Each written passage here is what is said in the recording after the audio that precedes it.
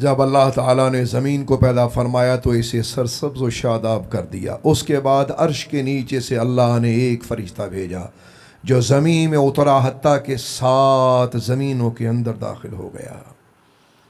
پھر اس نے اس زمین کو اپنے کندھوں پہ رکھ لیا، ایک ہاتھ مشرق میں اور ایک مغرب میں پھیلا لیے، 7 زمینوں کو قبضے میں لے لیا، یہاں تک کہ اس کا ضبط ان پر ہو گیا. اب پھر اس کے قدموں کے ٹہرنے کی جگہ نہ تھی. اللہ نے فردوس بری سے ایک بیل اتارا اور اس بیل کے 40 سینگ اور 40,000 پاؤں تھے. اللہ اکبر. اور فرشتے کے دونوں پاؤں کا قرار اس کی کوہان پر کر دیا، یعنی فرشتے کو آرڈر دیا کہ اس کے کوہان پر پاؤں رکھ، پھر بھی اس کے قدم نہ جمے. تو اللہ تبارک و تعالی وحدہ لا شریک نے فردوس بری سے سبز یاقوت منگوایا اور جس کی موٹائی 500 سال کی مسافت تھی، اس کو بیل کی کوہان اور کانوں کے درمیان رکھ دیا. اب آپ غور کریں کہ کوہان اور کان تک 500 سالہ مسافت تھی. اندازہ کریے بیل کتنا بڑا ہوگا. اب فرشتے کے پاؤں اس پر جم گئے اور اس بیل کے سینگ زمین کے اطراف سے باہر نکلے ہوئے ہیں اور اس کے نتنے سمندر میں ہیں، اور وہ ہر دن میں صرف ایک سانس لیتا ہے، اور جب اس کا سانس باہر نکلتا ہے تو مد ہوتی ہے، اور جب سانس اندر لیتا ہے تو جزر ہوتا ہے. یوں ہی یہ مد و جزر کا سلسلہ جاری رہتا ہے. میرے بھائیوں، بیل کے پاؤں کے ٹکنے کی جگہ نہ تھی. اب اللہ نے ایک چٹان کو پیدا فرمایا 7 آسمانوں اور 7 زمینوں کی موٹائی کے برابر. اب بیل کو آرڈر ہوا کہ اس پر پاؤں رکھ، تو اتنی بڑی چٹان پر بیل کھڑا ہو گیا. اب اس چٹان کو اٹھانے کے لیے اللہ نے ایک مچھلی کو پیدا فرمایا اور وہ چٹان مچھلی کی پشت پر رکھ دی گئی. اور کہتے ہیں کہ اگر کوئی دیکھنے والا اس مچھلی کو دیکھے تو ایسے لگتا ہے جیسے ساری مچھلی خالی ہی ہے. آپ اندازہ کریں وہ مچھلی کتنی بڑی ہے. اللہ اکبر.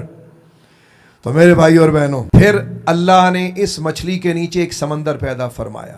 مچھلی کے نیچے سمندر، اور سمندر کے نیچے اللہ نے ہوا پیدا کی. گویا ہوا کے اوپر پانی، پانی کے اوپر مچھلی، مچھلی کے اوپر چٹان، چٹان کے اوپر بیل، بیل کے اوپر فرشتہ، اور فرشتے نے زمین کو اٹھایا ہوا ہے. اور اصل میں سب سے نیچے جو ہوا ہے اسے اللہ نے اپنی قدرت سے سنبھالا ہوا ہے.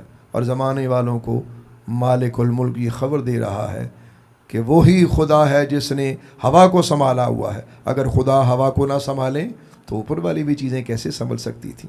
اصل قدرت مولا کی ہی ہے کہ جس نے ہوا کو سنبھالا اور یہ سارا نظام اس نے سنبھالا ہوا ہے. اور اب اللہ کی شان یہ دیکھیے. اب ظاہر ہے مچھلی اتنی بڑی تھی تو شیطان جو ہے یہ کارنامے کرتا رہتا ہے.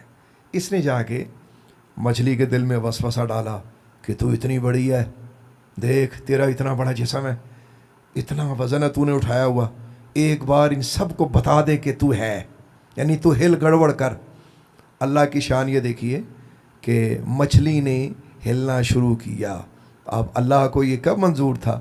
کہتے ہیں کہ اللہ تبارک و تعالی وحدہ لا شریک نے اس وقت ایک جانور بھیجا اس کی طرف جو اس مچھلی کے نتنے میں گھس گیا اور وہ اس کے دماغ کی طرف گیا، اور جیسے اس کے دماغ میں گھسا تو مچھلی نے شور مچایا کہ اللہ مجھے بڑی تکلیف ہے. تو اسے فرمایا گیا تو پھر جیسے ہم نے کہا ویسے کر، اور اپنی حرکتیں بند کر. یوں مچھلی سنبھل گئی.